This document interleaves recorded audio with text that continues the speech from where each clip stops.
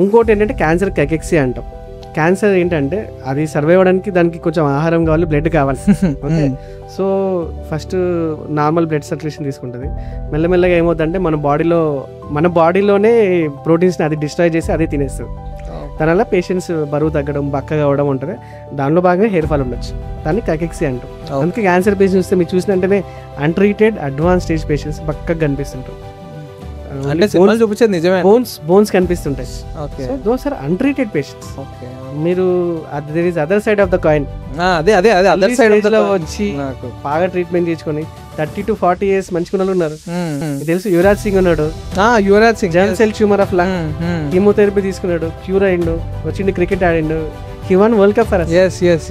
And there is Sonia Gandhi, she had cervical cancer. Acha, she took treatment in Italy. Okay, now she is leading one party.